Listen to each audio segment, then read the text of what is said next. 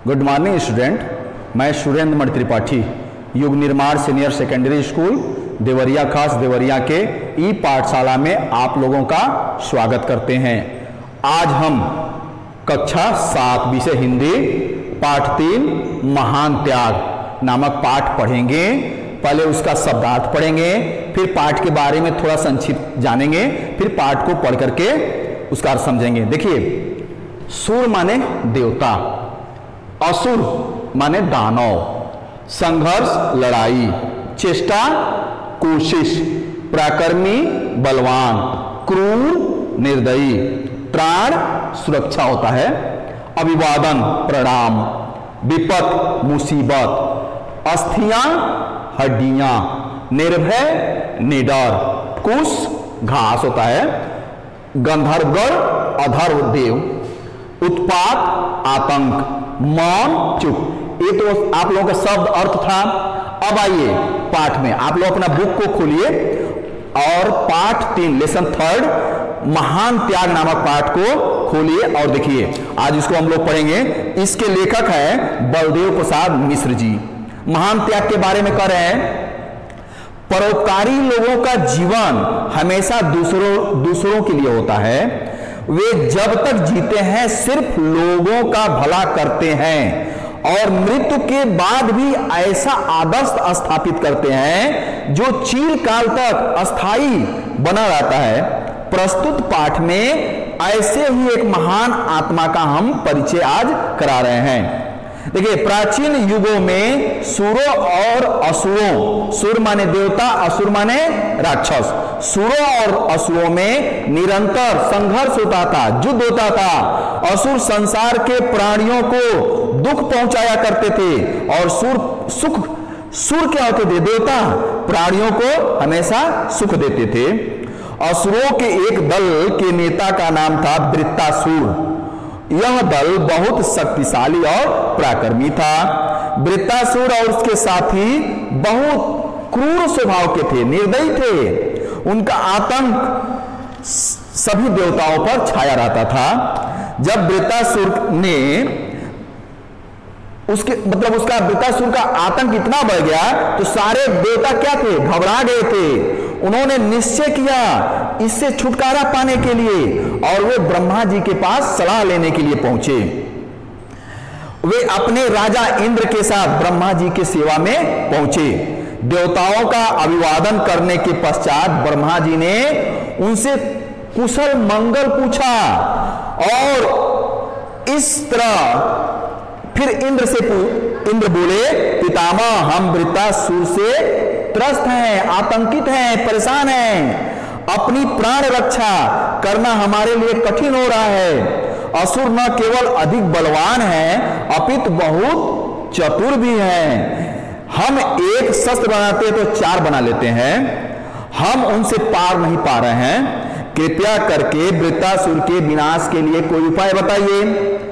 ब्रह्मा जी ने कहा, विपत्ति में धैर्य को नहीं खोना चाहिए, घबराओ नहीं, मैं वृत्तासुर के विनाश का उपाय बताता हूं। यह सुनकर देवता सभी उत्सुक होकर के ब्रह्मा जी को देखने लगे।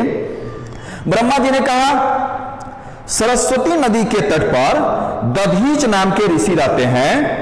तुम उनके पास जाओ और अपनी सारी विपत, सारा कष्ट उनको सुनाओ और उनसे प्रार्थना करो कि वे अपनी अस्थियां यानी हड्डियां तुम्हें दान दे दें। यह सभी देवता सुन करके चकित हो गए। अस्थियों का क्या होगा? ब्रह्मा ने कहा, ऋषि दधीच की अस्थियां लाकर अपने कारीगर स्रष्टा को देना, वह उनसे एक वज्र यानी हथियार बनाएंगे जिससे तुम वृत्तासुर को तुम लोग क्या कर सकते हो? मार सकते हो। इंद्र बोले, पितामह, ऋषि दधीच अस्थियां क्यों देने लगे और उनसे हम मांगेंगे भी कैसे? ब्रह्मा जी ने कहा, ऋषि दधीच का जन्म परोपकार के लिए हुआ है। संकटग्रस्त लोगों की रक्षा करने में परोपकारी अपने प्राणों की चिंता नहीं करते हैं। तुम मांगकर तो देखो।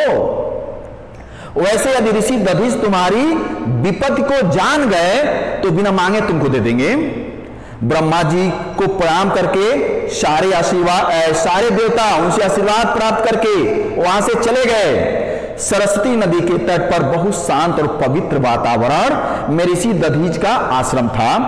चारों ओर घने वृक्षों और लताओं से घिरे कुंज थे, जिनमें भांति भांति के पक्षी चहक रहे थे, फूलों पर भौरे गूंज रहे थे। यानी वहां का माहौल बहुत सुंदर था। जिस समय महर्षि देवर्षि आश्रम में पहुंचे, मतलब सारे देवता जब वहां आश्रम में पहुंचे तो महर्षि क्या थे, उसमें एक मृगछाल पे बैठ करके और अपने पैरों में कुछ के नोक घुस जाने से घाव हो गया था, उस पर एक तिल लगा रहे थे। देवताओं को देखकर ऋषि प्रसन्न हुए और बोले, धन्य हैं आप लोग, तीनों लोक के मालिक, आप लोग मेरे यहां पधारे।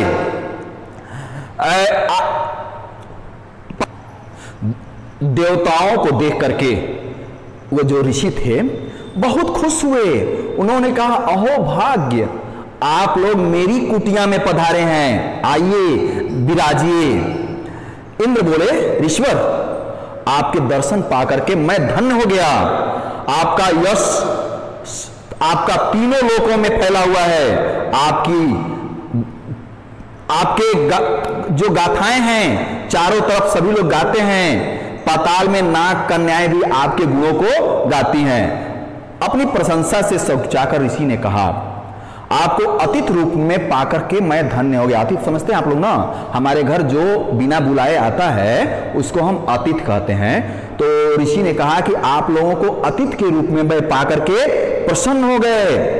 आप लोग आइए, यहाँ बैठिए, विश्राम करिए, निसंकोच आप आज्ञा दीजिए, मैं आपकी क्या सेवा कर सकता हूं। इंद्र बोले, भगवान, वृत्तासुर का जो एक दल है वह इतना उत्पात मचा दिया है, वह चारों तरफ इतना हत्या कर रहा है, मार काट कर रहा है कि त्राही त्राही मची हुई है। अकारण वह सबको मार रहा है, सारे प्राणियों को मार रहा है। वो जब तक वह जीवित है सबके लिए वह परेशानी है। देवताओं की यह करुण गाथा को सुनकर के ऋषि दुखित हो गए। कुछ देर तक वह मौन रहे, बाद में गंभीर स्वर में बोले, यह तो अनर्थ हो रहा है। करुणा, परोपकार, सहानुभूति, यही तो जीवन का लक्ष्य है। कोई वृत्तासुर को समझता क्यों नहीं। इंद्र बोले, सब उपाय कर लिया गया, अब एक ही उपाय शेष है। ऋषि ने पूछा, हुआ क्या। वृत्तासुर का वध, यानी वृत्तासुर को मार दिया जाए। सब देवता एक साथ बोले। ऋषि फिर मौन हो गए। कुछ देर आत्मचिंतन करने के बाद बोले, यदि संसार के हित के लिए वृत्तासुर को मारना पड़े तो यह धर्म है, यह कर्तव्य है, उसको मार देना चाहिए। इंद्र ने कहा, यही तो हम चाहते हैं, हम आपकी कृपा हमारे पर बनी रहे। ऋषि ने कहा, वह कैसे। आप हमें विजय का वरदान देने की कृपा करें।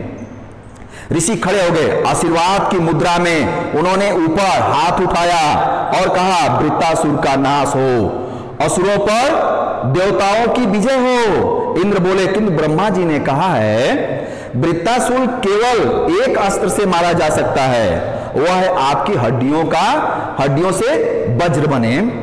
यह सुनकर ऋषि दधीच का रोम रोम पुलकित हो गया, यानी खुशी से भर गए। उन्होंने दौड़कर इंद्र को अपने आलिंगन में ले लिया।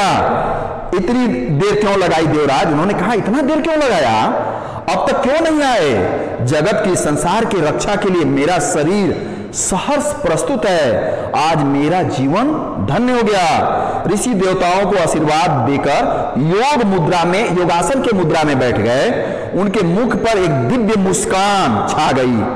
वे समाधि जैसे लिया जाता है उस मुद्रा में आ गए।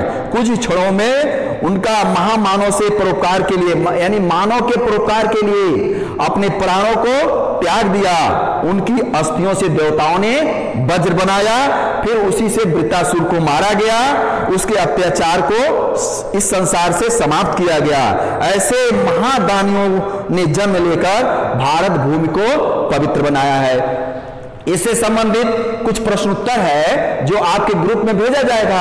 आप उस प्रश्न को लिखेंगे, उसका उत्तर फिर अपने ग्रुप में भेजेंगे। अगर कोई समस्या होगा तो आप कमेंट करेंगे, फिर उसको बताया जाएगा। आज के लिए धन्यवाद।